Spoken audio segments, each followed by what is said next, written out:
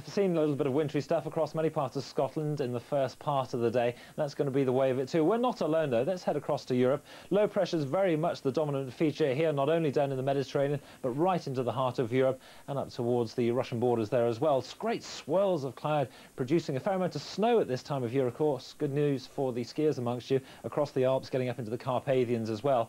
And what you will also notice that with low pressure here towards the southern part of Russia, high pressure towards the north, towards Scandinavia, that is in fact dragging in quite an easterly, and see what it does to the temperatures in Moscow at this time of year. Quite a different story to anything that we've seen in the British Isles in recent days and weeks. And if you're one for the sun, well, the safe bet-ish is to head down towards the Mediterranean again. 16, 17, 18 degrees there, very pleasant.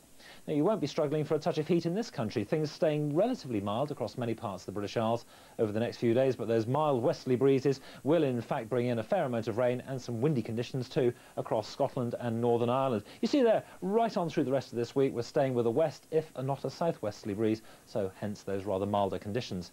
But notice, as I say, that it has in fact introduced a fair amount of cloud and rain already across many parts of northern Britain in the first part of the day, and now we're bringing in this rash of showers, as I say, some of those really quite wintry across the higher ground in Scotland and parts of Northern Ireland too, and a wet prospect for England and Wales for the rest of this afternoon. Pretty cool though, 6, 7, 8 degrees up into the north there with the strength of the wind as well. Further south, 9 or 10 degrees should just about cover it. Now, as we move on through the rest of the day, we'll drag that front right down and across the British Isles, getting away from the southeast after dark. And then with showers in the west and clearer skies in the east, I suspect we'll see just a touch of frost in one or two of these more sheltered eastern areas.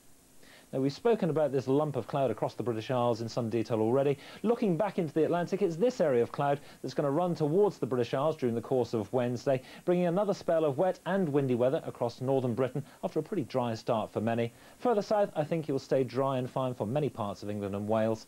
And then with a little bit of uncertainty about it, this is the way that things should pan out through Thursday and Friday. More lumps of cloud working their way towards the British Isles. Quite a number of isobars too, so some pretty windy conditions, I suspect.